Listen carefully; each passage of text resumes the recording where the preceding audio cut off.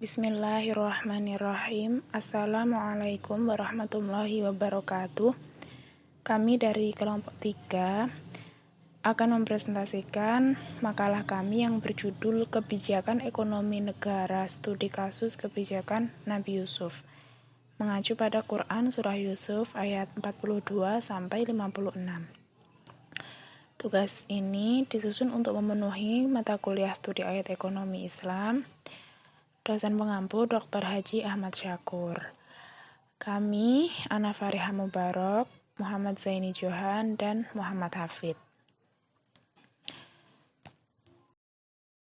Baik, kita mulai dari pembahasan yang pertama, yaitu Surah Yusuf ayat 42, yang artinya, dan Yusuf berkata kepada orang yang diketahuinya akan selamat di antara mereka berdua, terangkanlah keadaanku kepada tuanmu. Maka syaitan menjadikan dia lupa menerangkan keadaan Yusuf kepada tuannya. Karena itu tetaplah Yusuf dalam penjara beberapa tahun lamanya. Menurut tafsir Quraisy Shihab, kepada salah seorang dari dua temannya yang diperkirakan akan dibebaskan dari penjara, Yusuf berkata, ceritalah tentang aku kepada raja, semoga ia akan menyelamatkan aku dari penderitaan ini. Akan tetapi orang itu disibukkan oleh setan hingga lupa menceritakan kisah Nabi Yusuf kepada raja. Akhirnya Yusuf tetap mendekam dalam penjara tidak kurang dari 3 tahun. Selanjutnya, Surah Yusuf ayat 43. Artinya, raja berkata kepada orang-orang terkemuka dari kaumnya, sesungguhnya aku bermimpi melihat 7 ekor sapi betina yang gemuk-gemuk dimakan oleh 7 ekor sapi betina yang kurus-kurus, dan 7 bulir gandum yang hijau, dan 7 bulir lainnya yang kering. Hai orang-orang yang terkemuka, terangkanlah kepadaku tentang takbir mimpiku itu jika kamu dapat menakbirkan mimpi. Menurut tafsir Quraisy Shihab, raja berkata, aku bermimpi melihat 7 ekor sapi yang gemuk dimakan oleh 7 ekor sapi yang kurus dan lemah. Aku juga melihat 7 bulir gandum yang hijau dan 7 bulir lainnya kering. Wahai para pakar dan cerdik pandai, terangkanlah mimpiku ini jika kalian tahu takbir mimpi. Selanjutnya, Surah Yusuf ayat 44 yang artinya, mereka menjawab, itu adalah mimpi-mimpi yang kosong dan kami sekali-kali tidak tahu menakbirkan mimpi itu. Menurut tafsir Quraisy Shihab, mereka berkata, itu adalah kumpulan mimpi-mimpi kosong dan halusinasi dalam jiwa. Kami sungguh tidak mengerti takbir mimpi-mimpi kosong itu. Jadi menurut orang-orang terkemuka di sekitar raja, mimpi-mimpi itu hanya mimpi kosong yang tidak ada takbir mimpinya. Hanya halusinasi sang raja. Surah Yusuf ayat 45 yang artinya, dan katakanlah orang yang selamat di antara mereka berdua dan teringat kepada Yusuf sesudah beberapa waktu lamanya. Aku akan memberitakan kepadamu tentang orang yang pandai menakbirkan mimpi itu, maka utuslah aku kepadanya. Menurut tafsir Quraisy Shihab, salah seorang teman Yusuf di penjara yang selamat setelah beberapa lama ingat pesan Yusuf. Ia pun berkata, aku akan beritahukan kalian takbir mimpi yang diceritakan oleh raja. Utuslah aku kepada orang yang pandai mentakbir mimpi, maka akan aku beritahukan kalian takbirnya. Kemudian tafsir dari ayat Surah Yusuf ayat 46 yang artinya begini, setelah pelayan itu berjumpa dengan Yusuf, dia berseru, Yusuf, hai orang yang amat dipercaya, terangkanlah kepada kami tentang 7 ekor sapi betina yang gemuk-gemuk yang dimakan oleh 7 ekor sapi betina yang kurus-kurus dan 7 bulir gandum yang hijau dan 7 bulir lainnya kering. Agar aku kembali kepada orang-orang itu agar mereka mengetahuinya. Menurut tafsir Al-Muqtasar atau Markas Tafsir Riyadh, nada dari orang ini berisi rayuan untuk merayu Nabi Yusuf agar memberitahukan tentang tafsir mimpi sang raja tadi. Karena Nabi Yusuf diketahui orang yang jujur dan ilmunya yang tinggi. Baik, untuk yang selanjutnya yaitu Al-Quran Surah Yusuf ayat 47, yang mana artinya, supaya kamu bertanam 7 tahun lamanya, bagaimana bisa? Maka apa yang kamu tuai hendaklah kamu biarkan dibulirnya kecuali sedikit untuk kamu makan. Di sini terdapat sebuah tafsiran dari Quraish Shihab, yaitu takwil mimpi itu adalah bahwa kalian akan bertani gandum selama 7 tahun berturut-turut dengan sungguh-sungguh. Kemudian kalian menuai hasilnya. Simpanlah buah itu bersama tangkainya. Ambillah sedikit saja, sekedar cukup untuk kalian makan pada tahun-tahun itu, dengan tetap menjaga asas hemat. Ayat ini sejalan dengan apa yang ditemukan oleh ilmu pengetahuan modern, bahwa membiarkan biji atau buah dengan tangkainya saat disimpan akan mampu mengawetkan dan mencegah kebusukan akibat faktor udara. Lebih dari itu, buah itu juga akan tetap mengandung zat-zat makanan secara utuh. Dan selanjutnya adalah Al-Quran Surah Yusuf ayat 48, yang artinya, kemudian sesudah itu akan datang 7 tahun yang amat sulit, yang menghabiskan apa yang kamu simpan untuk menghadapinya, kecuali sedikit dari bibit gandum yang kamu simpan. Penjelasan dari tafsir Quraish Shihab adalah, setelah 7 tahun masa subur itu, kata Yusuf melanjutkan, akan datang 7 tahun masa kering. Pada saat itu kalian dapat memakan apa yang selama ini kalian simpan, dan tetap menyisakan sedikit untuk disimpan, guna dijadikan benih pada musim tanam berikutnya.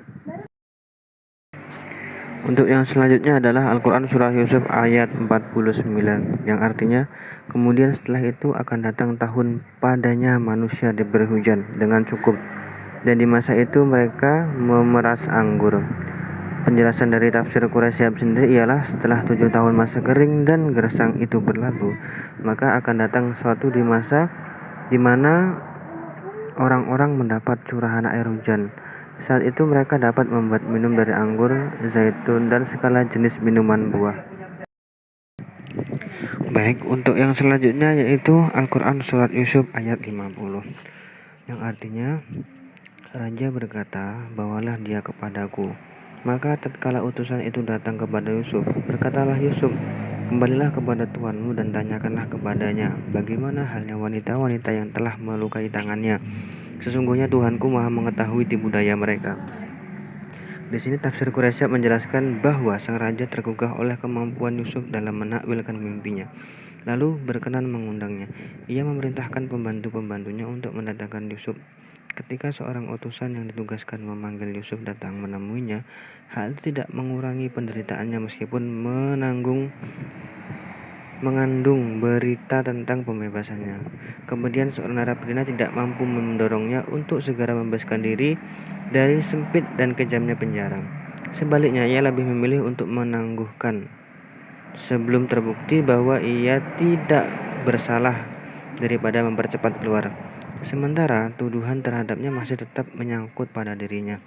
Yusuf lalu berkata kepada sang utusan, kembalilah kepada tuanmu dan mintalah kepadanya agar meninjau kembali tuduhannya terhadap diriku tentang beratnya diriku, dengan bertanya kepada wanita-wanita yang dikumpulkan oleh istri raja sebagai upaya memperdaya aku yang karena dikuasai rasa kagum, sampai memotong tangan mereka. Apakah dengan kejadian itu lantas muncul keyakinan bahwa aku tidak bersalah dan aku tetap suci, atau sebaliknya bahwa aku ini kotor? Semua itu aku minta untuk membeberkan kebenaran di mata orang banyak. Tuhanku sungguh Maha mengetahui tipu muslihat mereka. Dan untuk penjelasan dari Quran Surah Yusuf ayat 51 ialah, Raja berkata kepada wanita-wanita itu, bagaimana keadaanmu ketika kamu menggoda Yusuf untuk menundukkan dirinya? Mereka berkata, Maha sempurna Allah, kami tiada mengetahui sesuatu keburukan daripadanya. Berkata istri Al-Aziz, sekarang jelaskanlah kebenaran itu. Akulah yang menggoda untuk menundukkan dirinya kepadaku, dan sesungguhnya dia termasuk orang-orang yang benar. Tafsir Quraish Shihab menjelaskan bahwa raja lalu mendatangkan wanita-wanita itu dan bertanya kepada mereka, Apa yang telah terjadi pada diri kalian ketika kalian berusaha memujuk Yusuf agar ia terlena dan lengah akan kemurnian dan kesucian dirinya? Apakah kalian melihat bahwa Yusuf tertarik pada kalian? Mereka menjawab, Maha suci dari sifat lupa terhadap hambanya, sehingga kesucian sang hamba tercemari. Kami tidak menemukan pada dirinya suatu aib. Ketika itu, naluri baik pada istri Al-Aziz itu muncul dan mendominasi, sehingga ia terdorong untuk mengatakan, sekarang sudah jelas mana yang benar. Akulah yang memperdaya dirinya. Aku telah berusaha untuk memperdaya dengan cara merayu, tetapi ia tetap berpegang teguh pada kesuciannya. Aku tegaskan di sini bahwa ia adalah orang yang jujur. Ia adalah benar ketika menolak tuduhan dan melemparkan tuduhan itu kepadaku. Lanjut ke surat Yusuf ayat 52 yang artinya Yusuf berkata, dengan demikian itu agar dia Al-Aziz mengetahui bahwa sesungguhnya aku tidak berkhianat kepadanya di belakangnya, dan bahwasanya Allah tidak meridhoi tipu daya orang-orang yang berkhianat. Di sini tafsir Quraisyah menjelaskan bahwa istri Al-Aziz melanjutkan, ini adalah pernyataanku yang benar dan aku kemukakan pertanyaan ini agar Yusuf tahu bahwa aku tidak memanfaatkan kesempatan ketika dia di penjara untuk terus memperkuat bukti tuduhan yang dilemparkan kepadanya dan terus-menerus dalam mengkhianati dirinya ketika ia tidak ada. Sesungguhnya Allah tidak akan meluluskan siasat buruk pada pengkhianat. Selanjutnya ayat 53 dari surat Yusuf yang artinya, dan aku tidak membebaskan diriku dari kesalahan karena sesungguhnya nafsu itu selalu menyuruh kepada kejahatan, kecuali nafsu yang diberi rahmat oleh Tuhanku. Sesungguhnya Tuhanku Maha Pengampun lagi Maha Penyayang. Tafsir Quraisyah menjelaskan yang artinya, dan aku tidak membebaskan diriku dari kesalahan-kesalahan karena sesungguhnya nafsu itu, yaitu hawa nafsu, selalu menyuruh kepada kejahatan kecuali orang-orang yang diberi rahmat oleh Tuhanku. Sesungguhnya Robku Maha Pengampun lagi Maha Penyayang. Surat Yusuf ayat 54. Quraisyah mengartikan ketika sang raja mengetahui bahwa Yusuf tidak bersalah, ia ingin memanggilnya. Ia memerintahkan para pengawal agar memanggil Yusuf untuk dijadikan sebagai orang yang dekat dan terhormat di lingkungan kerajaan. Di saat Yusuf sudah datang dan terjadi pembicaraan antar keduanya, raja paham bahwa dalam diri Yusuf terpancar kesucian jiwa dan pandangan yang cemerlang. Ia berkata kepada Yusuf, sesungguhnya kamu memiliki kedudukan yang sangat terhormat dalam pandanganku, dan kamu adalah orang yang jujur dan dapat dipercaya. Dalam ayat surat Yusuf 55 yang ditafsirkan oleh Quraisyah yang artinya, dari sikap dan perilaku Yusuf, raja tahu bahwa Yusuf seorang yang cakap dalam mengatur dan terampil dalam setiap apa yang dikerjakannya.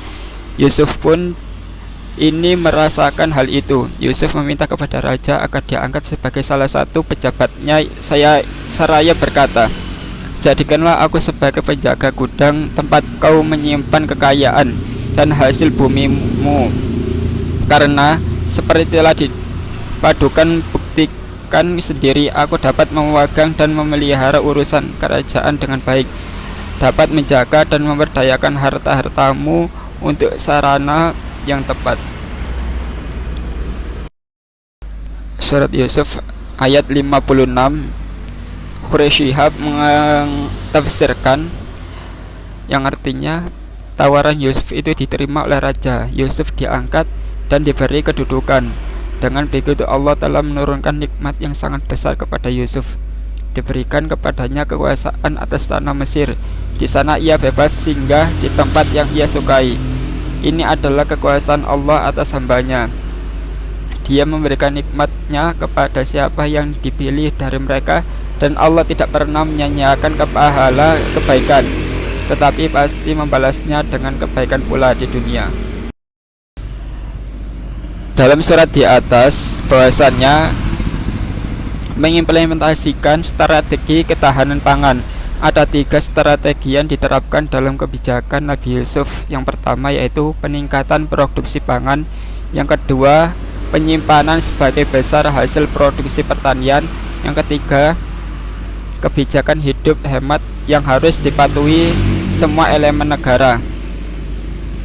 Ketiga, strategi Nabi Yusuf diterapkan ke dalam ketahanan pangan nasional. Implikasinya antara lain stok pangan dalam negara akan tercukupi sehingga kita tidak perlu impor.